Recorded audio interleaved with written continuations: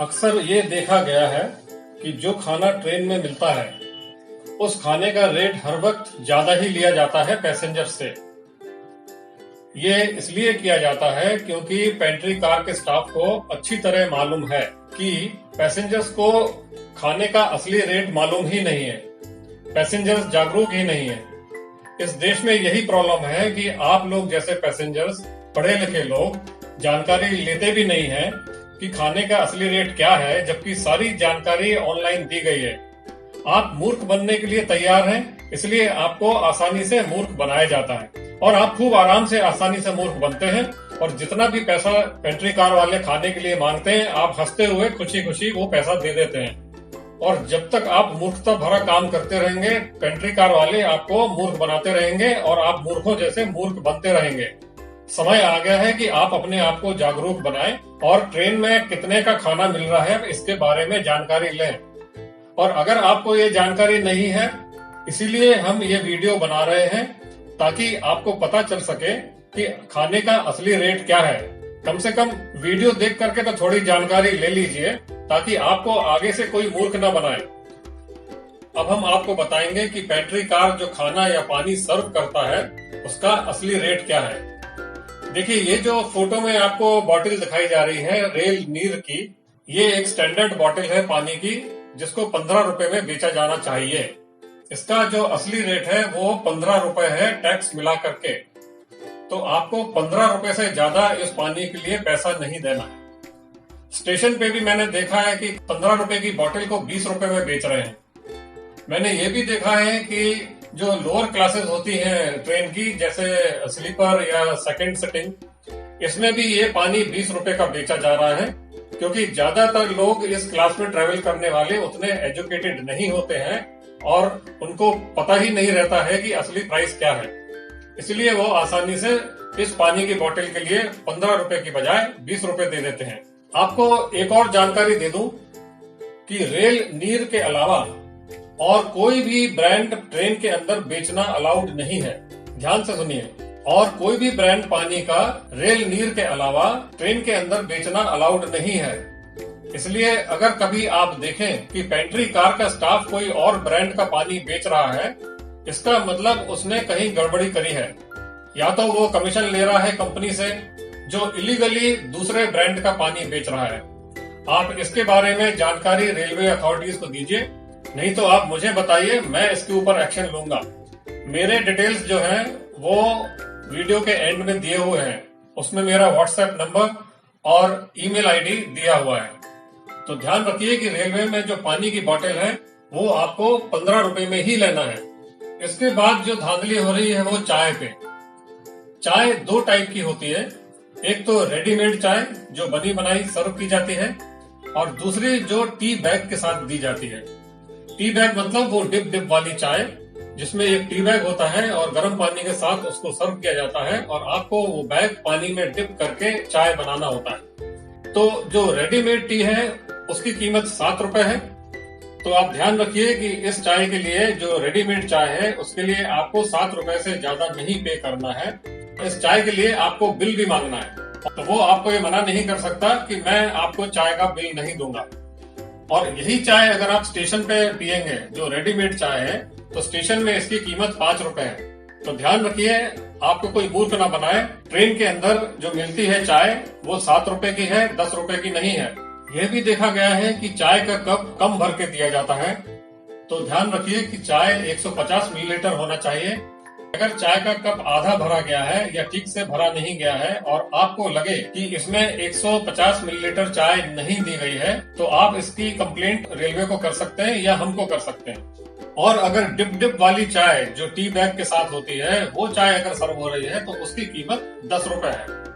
इसी तरीके से जो कॉफी सर्व की जाती है रेलवे पेंट्री स्टाफ द्वारा ट्रेन के अंदर, इसकी कीमत होती है 10 रुपए। 10 रुपए ट्रेन के अंदर और 10 रुपए स्टेशन पर कॉफी मिलती है। इसमें भी 150 मिलीलीटर कॉफी जो मिलती है आपको कप में, उसकी कीमत 10 रुपए है।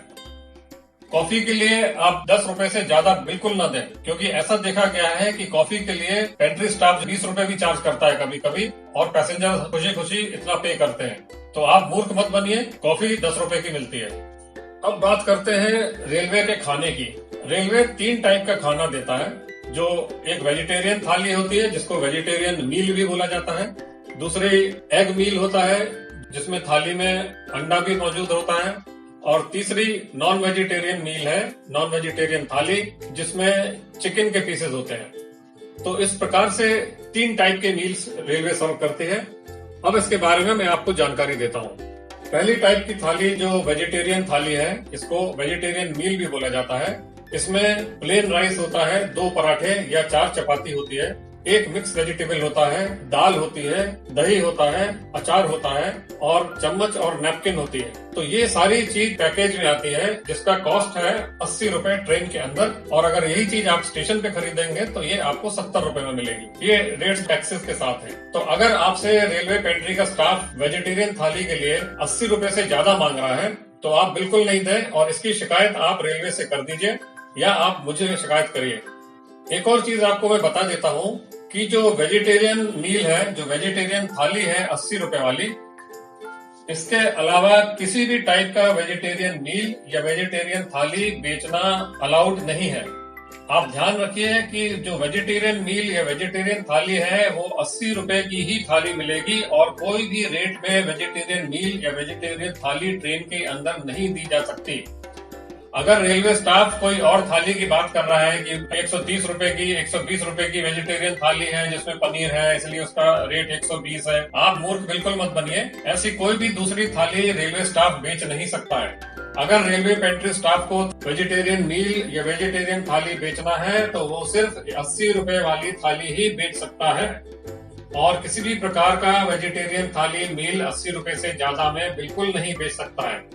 तो ध्यान रखिए कि एक ही टाइप का वेजिटेरियन मील या वेजिटेरियन थाली अवेलेबल होती है ट्रेन में, जो कि सिर्फ 80 रुपए की होती है और यही थाली स्टेशन में 70 रुपए की होती है।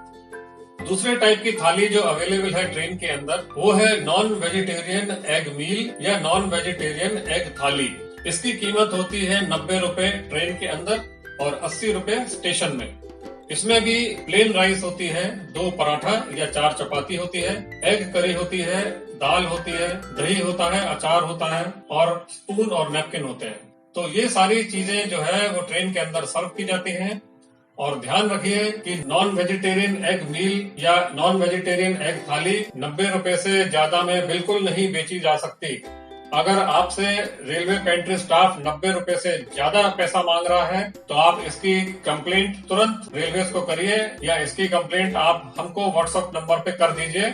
हमारा व्हाट्सएप नंबर वीडियो के एंड में दिया जा रहा है। तीसरे टाइप की थाली नॉन वेजिटेरियन मील है या नॉन वेजिटेरियन थाली। इसकी कीमत है 130 रुपए ट्रेन के अंदर और अगर आप यही थाली स्टेशन पर खरीदते हैं तो इसकी कीमत होगी 120 रुपए। इस थाली में आपको प्लेन राइस मिलता है, 2 पराठे, 4 चपाती, चिकन करी, दाल, दही, अचार और इसके साथ में चम्मच और नैपकिन भी मिलती है। ध्यान रहे कि ट्रेन के अंदर 130 रुपए से ज्यादा की किसी भी टाइप की नॉन वेजिटेरियन थाली या नॉन वेजिटेरियन मील नहीं मिल सकता। अगर पेंट्री स्टाफ आपको मूर्ख बनाने की कोशिश करता है कि नॉन वेजिटेरियन थाली की कीमत 130 से ज्यादा है तो आप ये ज्यादा पैसा बिल्कुल नहीं दें और इसकी कंप्लेंट आप रेलवे से या हम लोगों से कर दीजिए। हमारा व्हाट्सएप नंबर वीडियो के अंत में दिया जा रहा है, उस नंबर पे आप रेलवे पेंट्री स्टाफ की कंप्लेंट कर दीजिए, हम लोग इसके ऊपर एक्शन ले लेंगे। अब बात करते हैं वेजिटेरियन बिरयानी की, जिसकी कीमत है 80 रुपए ट्रेन के अंदर और यही बिरयानी अगर आप रेलवे स्टेशन पर खरीदेंगे तो ये बिरयानी आपको 70 रुपए में मिलेगी। ध्यान रहे कि वेजिटेरियन बिरयानी के साथ आपको दही, अचार और चम्मच नैपकिन भी मिलेगा। 80 रुपए से ज्यादा कीमत की कोई भी वेजिटेरियन बिरयानी रेलवे स्टाफ नहीं बेच सकता है। तो इस बात का आप ध्यान रखिए कि 80 रुपए से ज्यादा आपको वेजिटेरियन बिरयानी के लिए नहीं देना है। दूसरे टाइप की बिरयानी होती है नॉन वेज एग बिरयानी, जिसकी कीमत है 90 रुपए ट्रेन के अंदर और 80 रुपए स्टेशन पर। नॉन वेज एग बिरयानी में आपको एग बिरयानी 350 ग्राम मिलती है और इसके साथ में 2 उबले हुए अंडे आते हैं, दही, अचार आपको इसके साथ में मिलता है और साथ में चम्मच और नैपकिन भी मिलता है। तीसरे टाइप की biryani non vegetarian chicken biryani होती है, जिसकी कीमत है 110 रुपए ट्रेन के अंदर और 100 रुपए स्टेशन पर। इसमें बिरयानी होती है 350 ग्राम और इसमें बोनलेस चिकन पीसेस होते हैं, दही और अचार इसके साथ में आता है और चम्मच और नैपकिन भी इसके साथ में आता है। तो ध्यान रहे कि चिकन बिरयानी के लिए आपको 110 रुपए से ज्यादा बिल्कुल नहीं पे करना है। अब आपको कुछ और जानकारी देता हूँ, जिससे आपको ये पता चल जाएगा कि पेंट्री कार का स्टाफ आपके साथ कैसे बेईमानी कर सकता है।